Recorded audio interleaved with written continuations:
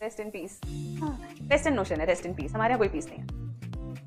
हमारे यहाँ तो आत्मा is revolving, very busy, no rest in peace. So the moment she finishes the task, next task is given. हमारे यहाँ नहीं है ये रेस्ट इन पीस वाला कॉन्सेप्ट। हमारे यहाँ कौन सा वो कहते हैं? What is this concept of rest in peace? So in Western religions, so there is this Judgment Day concept. So anybody who dies is put into a coffin and buried. So why is there the concept of coffin? Judgment Day पे सब they will resurrect and they will be judged on the good or bad. सबका exactly, they will be given justice and they will be disposed of. जिनको hell देना है hell देना है hell दे देंगे, जिनको heaven देना है। जी साहब क्या हाल चाल है? जी सलाम वालेकुम। कंटिंजेंट अस्सलाम वालेकुम। वालेकुम सलाम जी। Yasir, Dr. Yasir, I have a question regarding a question from a viewpoint of an atheist. So some of my friends are atheists and they don't believe in the आप उर्दू बोलते हैं भाई? concept of I mean I can communicate with you in English, लेकिन for the sake of the audience आप उर्दू में बात कर लें, अच्छा है। Okay. सर मेरे कुछ दोस्त है वो मतलब एथियस्ट हैं, तो उनका मतलब बिलीफ मतलब वो पूछते हैं मतलब हाँ कैसे आप साबित करेंगे आफ्टर लाइफ के बारे में, ये मेरा क्वेश्चन था। हम कैसे साबित करें आफ्टर लाइफ को, यही सवाल है? जी जी जी ठीक है। आफ्टर लाइफ को हम दो तरीके से साबित करते हैं। पहला तरीका है साइकोलॉजिकल और दूसरा तरीका है रेवलेशन बेस्ड।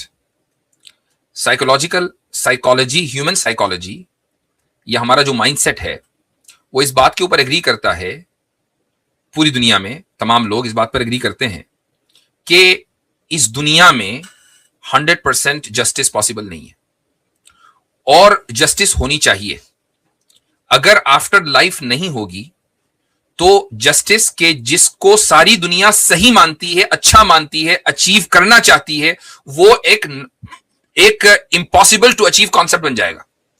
तो एक ऐसी चीज के जिसको आप अचीव ही ना कर सकें, इम्पॉसिबल हो उसको अचीव करना, तो फिर उसको मॉरल वैल्यू मानकर क्या फायदा? लेकिन आप मॉरल वैल्यू मानते हैं, इसलिए मानते हैं कि उसको अचीव किया जा सकता है और इस दुनिया में अचीव किया नहीं जा सकता, तो फिर दुनिया के बाद भी आपको जिंदगी माननी पड़ेगी जहां आपको ये आप आसानी के साथ ये अचीव कर सके। किसको? जस्टिस को। समझ में आया? तो सर ये मतलब वो जो जस्टिस अचीव नहीं हुआ जिस बंदे के लिए, तो वो तो कॉन्स्टिट्यूशन का गलती था, लेकिन लॉ में तो नहीं ऐसा नहीं है। मैं एक सिनेरियो दे देता हूं। एक आदमी ने 100 कत्ल किए, उसको आप मर्डर, जब उसको डेथ पेनल्टी देंगे तो एक ही मर्तबा तो देंगे ना, 100 मर्तबा तो नहीं देंगे। लेकिन जो किलिंग जैसे जिस बंदे ने जिसको मारा है वो तो एक ही बंदे का कत्ल हुआ ना, उसके हिसाब से जिस जो सर विक्टिम बना उसका कत्ल तो जस्टिफाई हो गया अगर उसको हम जस्टिस दिला देते हैं तो। मैं वही कह रहा हूं, 100 आदमियों का कत्ल किया एक आदमी ने, सीरियल किलर ने। सीरियल किलर को आपने एक मर्तबा मार दिया, तो ये एक मर्तबा मारना एक कत्ल का ही तो इवज हुआ। 100 जानों के बदले एक जान गई, जबकि इस आदमी ने 100 जाने ली, तो कम से कम 100 मर्तबा कत्ल होना चाहिए था ताकि सब लोगों के कलेजे ठंडे होते, लेकिन ऐसा नहीं होता। लेकिन जिसका कत्ल हुआ उसको तो जस्टिस मिल गया ना, मतलब जैसे आप कह रहे हैं 100 आदमी का, तो जिसको वो मारा उसके हिसाब से तो उसके हिसाब से वो अगरचे अपनी जान से गया, लेकिन ये जो रिश्तेदार हैं 99 लोगों के या 100 लोगों के, उन्होंने कहा भाई इसने इतने ज्यादा जराइम किए हैं, इतने ज्यादा लोगों को पेन किया है, तो इंसाफ कहां हुआ? लेकिन सर जिसने मतलब जैसे एक आदमी जैसे 100 आदमी का आप एग्जांपल दे रहे हैं, लेकिन हम मान लेते हैं 100 में से एक आदमी जिसका मर्डर हुआ उसको तो जस्टिस मिल गया ना, बाकी जैसे दूसरा आदमी हुआ उसके हिसाब से भी जस्टिस मिल गया, उसके घर वालों को, मतलब सबके घर वालों को तो जस्टिस हो गया ना। कहां मिला? दूसरी बात हजरत ये कि क्या जस्टिस हो रहा है? जस्टिस मिल गया। जितना पेन उसने पहुंचाया क्या उतना ही पेन इसको मिला?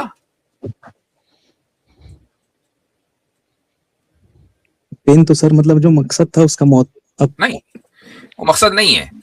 पेन जितना इसने पहुंचाया क्या उतना पेन इसको मिला? ये बताएं, तभी होगी ना जस्टिस। उसका 1% भी नहीं मिला।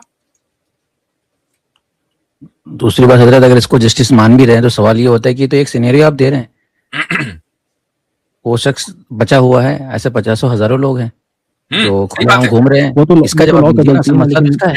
एग्जैक्टली ऐसी भी जगह है कि जहां अब आप मसलन ये कहें कि एक मुल्क ने दूसरे मुल्क पर हमला कर दिया, ठीक है?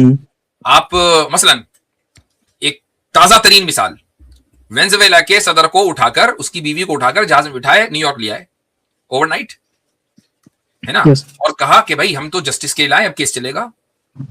अब मुझे बताएं कौन से मुल्क के जस्टिस है भाई ये? कहां का लॉ एंड ऑर्डर का फेलियर है? तो सब कहीं का भी नहीं। लॉ में तो जो लॉ में जस्टिस है वो तो उस हिसाब से वो लोग फॉलो नहीं कर रहे, वो तो उनका गलती है। वो तो फॉलो कर रहे हैं ना, वो ये कह रहे हैं कि भाई इस आदमी ने हमें नुकसान पहुंचाया है अमेरिकी शहरियों को ड्रग्स दे देकर नुकसान पहुंचाया है, तो हम तो जस्टिस सर्व करेंगे न्यूयॉर्क की अदालत में। और बाकायदा ट्वीट करके कहा जा रहा है कि जमीन भी अमेरिका की, अदालत भी अमेरिका की, जज भी अमेरिका का, अमेरिका के इंसाफ का कहर दुनिया देखेगी। ये कौन कह रहा है? ऑफिशियल्स कह रहे हैं ना। तो अब मुझे बताएं, जब इसको हैंग कर दिया जाएगा वेनेजुएला के प्रेसिडेंट को, सारी दुनिया कहेगी जस्टिस हैज बीन सर्व्ड। अब कर लें, आप क्या करें? कॉन्स्टिट्यूशन के मुताबिक है, आप उसको कैसे कॉन्स्टिट्यूशन का फेलियर कह सकते हैं? और अगर लेकिन फेलियर सब कहे जो तो हमारे हक में दलील है। सॉरी एक मिनट हजरत, अगर फेलियर कहे भी तो यही तो दलील है कि यहाँ फेलियर होते होते उस इंसान के साथ Right. जो जुर्म हुआ है, जिसको इंसाफ नहीं मिला, वही तो हम कह रहे हैं कि इंसाफ नहीं मिलेगा। फेलियर के नाम पर हाथ उठा लेंगे दोनों आप। बिल्कुल, लॉ एंड ऑर्डर फेल होता है, कॉन्स्टिट्यूशन फेल वो होता है, उसकी बात- इंटरप्रिटेशन गलत की जाती है। इसीलिए मैं कहता हूं कि इंसाफ 100% अचीवेबल नहीं है, जबकि मॉरल वैल्यू है। तो कहीं ना कहीं इंसाफ लेकिन चाहिए। वो अगर जी वो, लेकिन वो अगर बोले जैसे मेरा दोस्त की ये तो लोगों का गलती है ना, कॉन्स्टिट्यूशन का तो गलती नहीं, वो तो उसमें तो लॉ दिया हुआ था। मैं यही तो कह रहा हूं ना अब कि जिनको गलती की है, लोग उसको गलती जस्टिस दी करते गई है। हैं, और लोगों की गलती की वजह से इंसाफ चाहने वाले को इंसाफ नहीं मिलता है। तो आफ्टर लाइफ का होना जरूरी है, जहां कोई इंसान गलती ना कर सके और इंसाफ 100% सर्व हो सके। यही तो पॉइंट है सारा। जी, लेकिन जो अब जो गलती किया, जैसे जो इंसाफ नहीं दिलाया, अब जो इनजस्टिस किया दूसरे के साथ, तो अब उसको जस्टिस दिलाना चाहिए। उसके हिसाब से उसके लिए, मतलब समझ रहे हैं आप, जो जैसे जिसके खिलाफ जो इनजस्टिस हुआ है, जो किया इनजस्टिस, अब उसको सजा मिलनी चाहिए ना। हाँ, तो मैं वही तो कह रहा हूं ना, इंसान जस्टिस के मेयारात को बदल देता है। जिसकी लाठी उसकी भैंस वाला कानून बन जाता है। यही काम वेनेजुएला के बजाय अमेरिका के बजाय ब्राजील करके दिखाता कि किसी या कोई दूसरा मुल्क होता। क्या ऐसा पॉसिबल है कि आप यानी दूसरे मुल्क में ऑपरेशन करें, वहां के सदर उसकी बीवी को रातों रात उठा ले और सारी दुनिया खामोश बनी बैठी रहे? ये इसीलिए हुआ ना कि अमेरिका नहीं किया। अमेरिका के अलावा कोई और किसी और मुल्क की हिम्मत है करके दिखाए? जिसकी लाठी उसकी भैंस वाला मामला है ना। तो लाठी वो कानून है, बस ये कानून है। लेकिन खुदा के सामने तो ये कानून नहीं है ना कि एक फला की लाठी तो उसकी भैंस चलेगी। नहीं, वहां तो इंसाफ का मतलब इंसाफ है। जिसको इंसाफ नहीं मिला उसको मिलेगा, हर हाल में मिलेगा। इससे यह साबित हुआ कि इंसाफ एक ऐसी ह्यूमन यूनिवर्सल वैल्यू है कि जिसको हर इंसान चाहता है कि उसको मिले, लेकिन 100% अचीवेबल नहीं है। इसलिए आफ्टर लाइफ होना जरूरी है कि जहां इसको अचीव किया जा सके। चलें और आगे। दूसरा पॉइंट क्या बता रहे थे? वो अभी बात लंबी हो जाएगी इंशाल्लाह, अभी इतना ही काफी रखें। आगे बढ़े भाई। ठीक है, अस्सलाम वालेकुम। वालेकुम अस्सलाम।